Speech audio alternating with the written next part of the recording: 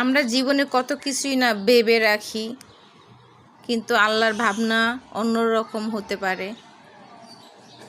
যাক, আলহামদুলিল্লাহ বেঁচে আছি আজকে। এক মুহূর্তের জন্য মনে হচ্ছিল যে মনে হয় আর বাঁচবো না, হয়তো বা এই বিল্ডিংয়ের নিচি তলায় যাব, আমাদের লাশও খুঁজে পাওয়া যাবে না। সকালবেলা গেছিলাম একটা ডিম পোচ করতে ছেলের জন্য, ডিমটা নিয়ে পাক করে গেছি আর দেখলাম যে মানে ফ্লোরটা এমনভাবে কাঁপতেছে। এর আগে আমি একবার টের পাইছিলাম, তখন আমার খাট নড়ছিল।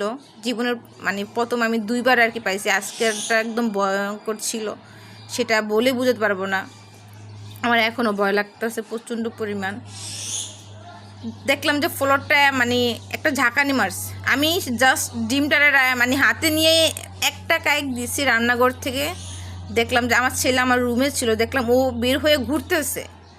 আমি কী করলাম, ওকে ধাপ করে বুকে নিয়ে এইখান থেকে আমার ফ্রিজ, আমার হান্ডি বসে যা আছে সব পড়ে যাচ্ছে উপরের থেকে। আমার ওগুলো দিয়ে কোনো টেনশন নেই, কিন্তু আমার ছেলের আমি বুকে নিয়ে দরজাটা খোলার চেষ্টা করতেছিলাম। আমাদের সিটকিনটা অনেক মানে শক্ত, খোলা যায় না আর কি।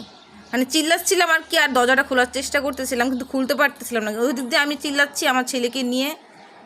খোলার সাথে সাথে দেখলাম যে পাশে করে ভাবি ওনারা সবাই বের হয়ে গেছে। দেখলাম যে ভাবি আমার ছেলেকে আমার কোলের থেকে টেনে নিয়ে গিয়ে ওনার বুকে নিয়ে রেখে মানে নামার চেষ্টা করতেছিলাম। আমি ওইখানে সিঁড়িতে বসে মনে কতবার যে চিল্লায় কান্না করছে, আমার আর ইয়া নাই।